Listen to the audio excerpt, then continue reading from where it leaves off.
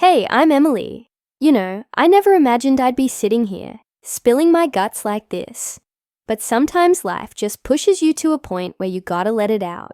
Growing up in that little suburb outside of Chicago, I was always the kid who faded into the background. My parents, they had their favorites, and let's just say, I wasn't one of them.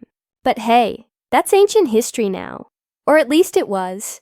Until my cousin decided to play social media hero, and everything came crashing back. I guess this is my way of finally setting the record straight, Like, if I don't tell it, who will? Let me take you back to where it all started. Picture this. It's the mid-90s, and our house is this typical two-story deal, in a neighborhood where everyone mows their lawn on Saturdays, and waves like they're in a parade. The sun's always filtering through those cheap lace curtains my mum hung up, casting these little shadows on the linoleum floor in the kitchen. I'd be sitting at the breakfast table, maybe 9 or 10 years old, with my bowl of generic cornflakes getting soggy, 'cause I'm too busy watching my folks fawn over my older brother, Jake. Jake's gonna be a star athlete, Dad would say, slapping him on the back with that big calloused hand from his factory job. Mum would nod along, her eyes lighting up like Christmas, dishing out extra bacon for him while I just poked at my food. Me, I was the afterthought. Emily, eat up. Honey. Mum might mumble if she remembered I was there, but half the time, she'd be too busy packing Jake's lunch with all the good stuff. Those little notes saying, "Proud of you, champ." I'd stare at my plain PB&J and wonder what it'd take to get one of those. It wasn't like I was a troublemaker or anything. I got straight A's, helped around the house without being asked, even mowed the neighbor's yard for extra cash. But nope, it was always Jake this, Jake that. And then there was my little sister, Sarah, who came along when I was 12. Oh man, she was the princess from day one. Pink everything, dance lessons, the works. I'd hear them cooing over her in the living room while I did my homework upstairs, the floorboards creaking under their feet as they danced around with her. I remember this one Christmas clear as day, the trees twinkling with those multicolored lights that buzzed faintly, and the smell of pine mixing with Mom's sugar cookies baking in the oven. We're all unwrapping presents, and Jake gets this shiny new bike, red with all the bells and whistles. Sarah's got dolls and dresses piled up. Me? A sweater from the discount bin at Kmart, 2 sizes too big, and a maybe next year M from Dad when I asked about the art set I'd begged for. I sat there on the carpet, the fibers itching my legs through my pajamas, fighting back tears. "Thanks," I muttered, forcing a smile. But inside, it stung like hell. Like, why was I always the one left out? Was I invisible or something? As I got older, it only got worse. High school was a grind. Me working part-time at the local diner, flipping burgers while the grease popped and sizzled, the fluorescent lights humming overhead. I'd come home smelling like fries, pockets stuffed with tips, and hand 'em over to help with bills. Did I get a thank you? Rarely. Meanwhile, Jake's off at community college on a partial scholarship, and Sarah's getting braces and piano lessons. "We gotta prioritize, Emily," Mum would say, her voice tired but firm, stirring a pot of chili on the stove. Prioritize. Yeah, right. That word became my enemy. By the time I turned 18, I'd had enough. Graduation night, the gym's packed with families cheering, the air thick with the scent of fresh flowers and cheap cologne. My name gets called. I walk across that stage in my cap and gown and crickets from my row. Jake's too busy texting his girlfriend. Sarah's whining about being bored. And my parents? Clapping politely, but their eyes are already on the exit. That was it for me. I packed my bags that summer, took my savings from the diner job, about $3,000, and headed to the city. Chicago proper, where the skyline punches the clouds and the L train rattles by like thunder. Man, those first years were rough. I crashed on a friend's couch in a tiny apartment that smelled like old takeout and cigarette smoke from the neighbors. The walls were so thin, you could hear every argument down the hall. I waitressed days, took night classes at a community college, scraping by on ramen and determination. You got this, Em, I'd whisper to myself in the mirror. Steam from the shower fogging up the glass. My reflection looking back all hollow-eyed and worn. But I pushed through, got my associates in business, then a full-time gig at a marketing firm downtown. The office was all glass and steel, with views of the lake shimmering under the sun. For the first time, I felt like I mattered, like my ideas in those meetings, scribbled on whiteboards with dry erase markers squeaking, actually counted. Fast forward a bit and things started clicking. Promotions came, salary bumped up. I saved like a squirrel hoarding nuts, 'cause I swore I'd never rely on anyone again. And then, boom, last year I bought my condo. Oh, you should have seen it. It's on the 15th floor of this sleek building in Lincoln Park, with floor-to-ceiling windows that let the city lights flood in at night, twinkling like stars. The kitchen's got granite counters, stainless steel appliances humming softly, and a balcony where I sip coffee, watching the joggers on the path below. I decorated it myself, soft grey couches, plants hanging in macrame holders, artwork from local markets. It was my sanctuary, you know, proof that I didn't need my family's scraps to make it. I hadn't spoken to my parents in years by then. Last contact was an awkward Christmas card, maybe 5 years back, with the generic happy holidays scrawled inside. No calls, no visits. They forgot birthdays, anniversaries. Hell, they probably forgot I existed.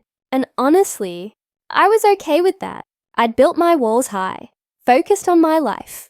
My cousin, Lisa, Jake's age, always the family gossip. She'd reach out now and then. We weren't super close, but she'd text memes or whatever. Last month, she was in town for a conference and asked to crash at my place. Sure, why not? I figured. Family's family, right? So, Lisa shows up, all bubbly with her suitcase clattering on the elevator floor. We catch up over wine on the balcony, the wind whipping off the lake, carrying that fresh, crisp scent. She's snapping pics, left and right. Em, this place is amazing. Look at that view. The city sprawls out below, cars honking faintly, lights starting to pop on as dusk settles. I laugh it off, but she's posting on Instagram before I can blink, hanging with my cuz in her fab Chicago condo. City life, family goals, tags me, the whole 9 yards. I don't think much of it. My account's private, but hers ain't. 2 days later, my phone buzzes while I'm at work. I'm in a meeting, projector humming as charts flicker on the screen when I glance down. Unknown number, but the area code's from home. I let it go to voicemail, heart doing a little flip, 'cause who calls anymore? After the meeting, I listen in the break room, coffee machine gurgling in the background. It's Mom. Emily, honey, it's your mother. We saw Lisa's post. Your place looks real nice. Listen, we need to talk. Call me back, okay? Her voice is all saccharine, like we're best pals. I stare at my phone, the screen glowing under the fluorescent lights, my reflection pale and pissed. What the hell? After all these years, I don't call back right away. Need time to process, you know? But that night, curled up on my couch with the TV droning some sitcom, it buzzes again. Dad this time. Em, it's your old man. Saw that photo of your condo. Damn, girl, you've done good. Hey, your mom's not doing great. Medical stuff. We could use some help. About 39 grand for treatments. Insurance ain't covering it all. Call us. $39,000. Just like that. No, how are you? No, sorry we ghosted you for a decade. Just straight to the wallet. I sit there in the dim light from the lamp, the city noise muffled through the windows, feeling this hot wave crash over me. Hurt first, deep, aching, like that kid at the Christmas tree all over again. Then anger bubbles up, sharp and bitter. Who do they think they are? forgetting I exist until they see I've got something they want. I pace the living room, hardwood floors cool under my bare feet, replaying every slight, every oversight, the birthdays with no card, the graduations ignored, and now, 'cause of a damn photo, I'm suddenly family again. Nah, that ain't how this works. I pour another glass of wine, the liquid sloshing against the glass, and stare out at the skyline. Lights blur through unshed tears, but I'm not crying for them. It's for me, the me who deserved better. By morning, the hurt's hardening into something else. Determination, maybe. I brew coffee, the aroma filling the kitchen, steam rising like my resolve. I call him back, voice steady as I can make it. Hey Mom, Dad, yeah, it's me. We talk. Well, they talk. Mom's got some rare condition, needs experimental treatment. Dad's rambling about bills piling up, his voice gravelly from years of smoking. We hate to ask him, but you're doing so well. I listen, heart pounding, but I don't commit. Let me think on it, I say, hanging up before the guilt trips start. But thinking? Oh, I'm thinking all right, about how they've got Jake and Sarah. Why ain't they chipping in? Turns out, from what Lisa lets slip in a text, Jake's in debt from bad investments. Sarah's got her own family drama. So, they turn to the forgotten one. The successful one, me. That week, it's all I can focus on. At work, typing reports with keys clacking, my mind wanders.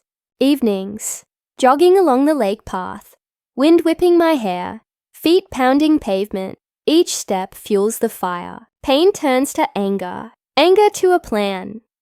I ain't just gonna hand over cash. No, if they're gonna remember me now, they're gonna remember why they shouldn't have forgotten in the first place. I start digging, quietly at first. Call old family friends. Scroll through public records on my laptop late at night. Screen glowing in the dark bedroom. Turns out there's more to their story. Dad's factory job? He got laid off years ago. Been living off odd jobs and, wait for it, an inheritance from Grandma that was supposed to be split 4 ways. But they cut me out, said I didn't need it since I left. Lisa confirms it over coffee. Yeah, Em, they figured you were fine on your own, fine on my own, while they blew it on Jake's failed business. And Sarah's wedding, the anger hits peak then. I'm in my condo, rain pattering against the windows like accusations, thunder rumbling distant. They stole from me, my share, my future, and now want more. Hell no. I decide it's time for some justice. Legal, calm, but oh so satisfying. I hire a lawyer, this sharp guy in a suit that costs more than my first car. We meet in his office, leather chairs creaking, city view not unlike mine. You've got a case, he says, papers rustling. Undue influence, improper distribution. It's gonna take time, but it'll hit where it hurts. Their wallet, their pride. As I walk out, sun breaking through clouds, I feel that shift. Determined now, ready to make 'em pay, figuratively and literally. So, where was I? Oh yeah, stepping out of that lawyer's office. The sun hitting my face, like some kind of sign from the universe. I remember the warmth on my skin, the bustle of the city around me, horns blaring, people rushing by with coffee cups steaming in the crisp fall air. It was like I'd flipped a switch inside. No more little Emily, the forgotten kid. I was done being the doormat. But let me tell ya, revenge ain't always about yelling or smashing stuff. Sometimes it's quiet, calculated, like a chess move you set up turns ahead. And man, was I ready to play. First things first, I had to gather more ammo. My lawyer, this guy named Tom, sharp eyes behind wire-rimmed glasses, always sipping black coffee from a thermos, told me we'd need proof. So I dove deeper, spent nights in my condo, laptop balanced on my knees while I lounged on the couch, the glow from the screen mixing with the city lights seeping through the blinds. I'd scroll through old emails, dig up family documents I'd stashed away years ago in a dusty box under my bed. The cardboard was frayed at the edges, smelling like mothballs and regret. There it was, Grandma's will, a yellowed packet from the probate court. She'd left everything equal, house, savings, the works, to her grandkids. But my parents, as executors, had reallocated my share. Said I wasn't around to claim it. Bullshit. Public records showed they'd sold her house quick, pocketed the cash, and funneled it to Jake and Sarah. Lisa helped too, God bless her loose lips. We met at a cafe near my place, the kind with exposed brick walls, and the hiss of espresso machines in the background. She's nursing a latte, foam clinging to her upper lip, while I pick at a muffin. You sure you want to know? She asks, eyes wide. But I nod, and out it comes. Jake blew his chunk on a shady real estate flip that tanked. Lost it all in the crash a few years back. Sarah used hers for a fancy wedding and a down payment on a McMansion she couldn't afford, now underwater on the mortgage.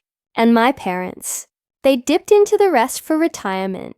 But really it was vacations and Dad's golf buddies.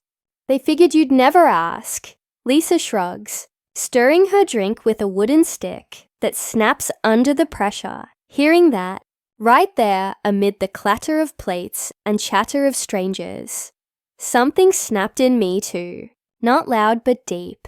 I felt this calm wash over, like the lake on a still day, surface smooth, but currents raging below. Anger was still there, sure, but now it was fuel. I thanked Lisa, hugged her goodbye on the sidewalk where leaves crunched under our boots, and headed home. That night, rain started up again, drumming against the windows like impatient fingers. I called Tom. Let's do this, I said, voice steady, the thunder outside echoing my resolve. The lawsuit kicked off slow, like most legal stuff. Papers served. I pictured the process server knocking on their door back in the suburbs. That same creaky screen door I'd slammed 1,000 times as a kid. Mom's gasp, Dad's grumble as he signed. They called me furious, of course. My phone lit up while I was at work, the office hum of printers, and keyboards fading as I listened to the voicemail. Emily, what the hell is this? Suing your own blood. Dad's voice boomed, crackling with static. Mom chimed in teary. We raised you better than this. Raised me? I laughed bitter, alone in the conference room, with its glass walls reflecting my tight smile. Raised me to be invisible, maybe. I didn't pick up. Let my lawyer handle it. Weeks turned to months. Discovery phase dragging like molasses. Emails flew. Tom forwarding me their depositions. Reading them in bed. Propped on pillows with the comforter bunched around me. City sirens wailing distant outside. Mom admitting under oath they'd assumed I didn't want my share, 'cause I left. Dad mumbling about hard times. But the kicker, medical records. Turns out Mom's rare condition was exaggerated. Yeah, she had health issues. High blood pressure, some arthritis, but that $39K, not for experimental treatments. It was for a luxury cruise they'd booked, thinking they'd guilt me into footing the bill. Insurance covered the real stuff. Tom uncovered receipts, credit card statements. Fraudulent intent, he called it. Grinning over Zoom, his bookshelf backdrop stacked with law tomes. Man, that hit different. Sitting there in my pajamas. Mug of herbal tea cooling on the nightstand. The steam curling up lazy. It wasn't just neglect anymore. It was deceit. Planned. Cold. I felt the anger peak then. Hot and fierce. But I channeled it. Jogged harder along the lakefront. Waves crashing against the breakwall. My breaths coming in puffs against the chill wind. Worked late. Ideas flowing in brainstorming sessions. The click of markers on the board syncing with my thoughts. I was building, not breaking. Me, anyway. Court day finally rolled around. Spring now, cherry blossoms fluttering like confetti on the downtown streets. The courthouse was this old stone beast, steps worn from years of feet seeking justice. Inside, the courtroom smelled like polished wood and stale coffee, fluorescent lights buzzing overhead. I sat in the back, dressed sharp in a blazer and slacks, heart thumping, as the judge, a no-nonsense woman with grey streaks in her hair, called the case. My parents were there, front row, looking smaller than I remembered. Dad's shoulders slumped in his faded flannel, Mom twisting a tissue in her hands, eyes darting like a cornered animal. Testimonies dragged, lawyers pacing, papers shuffling. Jake and Sarah showed too, via video link. Jake, all defensive in his rumpled shirt, admitting he'd taken loans against the inheritance. Sarah, makeup smudged, whining about how unfair it was. Emily's loaded now, she sniffed. Loaded. From scratch, while they squandered what was mine. When it was my turn, I took the stand, wood smooth under my palms, the room's echo making my voice boom a bit. I kept it factual, calm. Described the years of silence, the photo that sparked their reunion. No dramatics, just truth. Raw and steady. The judge nodded, gavel waiting. Verdict came quick. We won. They had to repay my share, about 50 grand after adjustments, plus interest. And that $39K ask, deemed manipulative, so punitive damages tacked on. Total, they owed me north of 100K.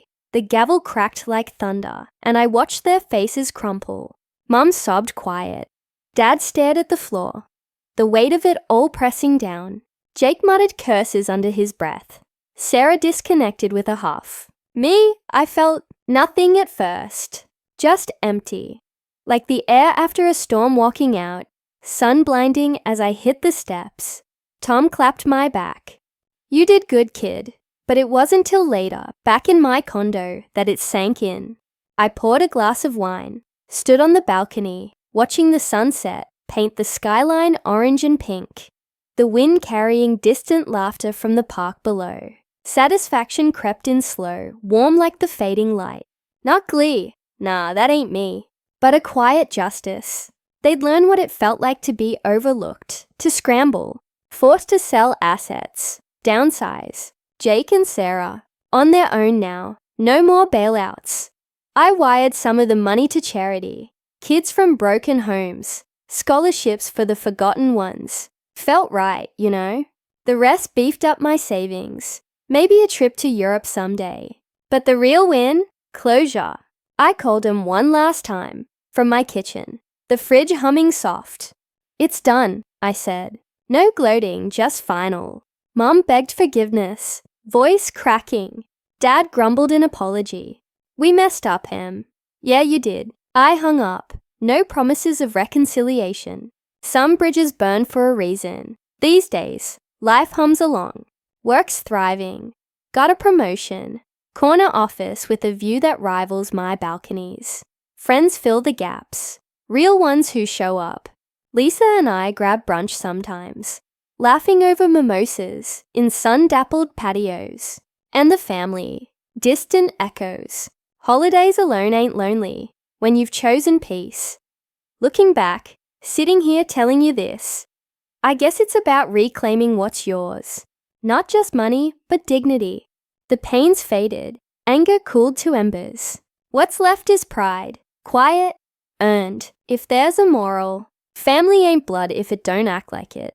And revenge? Best served. Legal, with a side of self-respect. Thanks for listening.